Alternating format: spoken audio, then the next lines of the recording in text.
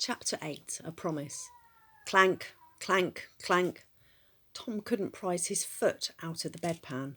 The boy wanted to shout out in frustration, but knew this would only make matters worse. The last thing he wanted to do was wake up Matron, who was still snoring away in her office. The boy looked over to Sally's bed in the far corner of the ward. She was lying in bed. A glint of light from Big Ben was just catching the top of her bald head. Tom didn't want to wake up her either. At least the bedpan wasn't full, he thought. As quickly and quietly as he could, Tom reached down and prised his foot from the bedpan. Then he tiptoed out of the children's ward.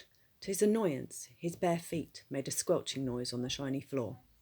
Squelch, squelch, squelch, squelch. As his fingers touched the heavy swing doors at the entrance to the ward, he was seconds from freedom. Just then a voice made Tom jump out of his skin. So, new boy, where are you going?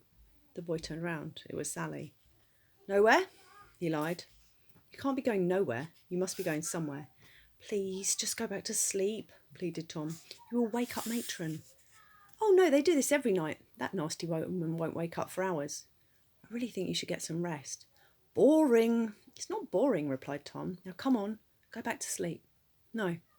What do you mean no? I mean no. Come on, Tom, take me with you, said Sally. No.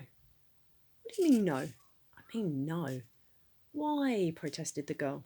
The reason Tom didn't think Sally should come was that she looked weak. He was worried that she would slow him down, but he didn't want to say that. That would hurt her feelings. So he said something else instead. Look, Sally, I'm just going to catch up with the others and tell them they need to come straight back to bed. Liar. No, I'm not, he said with a little too much gusto, which made him seem like he was lying. You are lying. Liar, liar, pants on fire. Tom shook his head a little too vigorously. I know you must think I'm not going to keep up with you or something, said Sally. No, yes, come on, admit it, I'm not that stupid. No, thought Tom, this girl is smart, super smart. There weren't any girls in Tom's boarding school, so he'd hardly met any. Tom hadn't thought that girls could be smart. The boy immediately had a feeling that this girl could beat him at everything. Tom didn't like that feeling. No, it's not that, honest, lied the boy. Then he stood there, looking at her, as his curiosity got the better of him. Sally, can I ask you something? You can ask. Why have you got no hair? I decided to shave it all off so I could look exactly like a boiled egg, replied Sally with a flash of a smile. Tom chuckled. Whatever this girl might have lost, it wasn't her sense of humour. Is it because of your illness? Yes and no. I don't understand.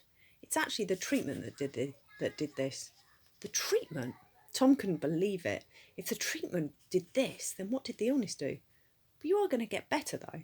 The girl shrugged. I don't know. Then she quickly changed the subject. Do you think you will ever recover from a cricket ball hitting you on the head? Tom chuckled. I hope not. If I do, then I'll have to go back to school.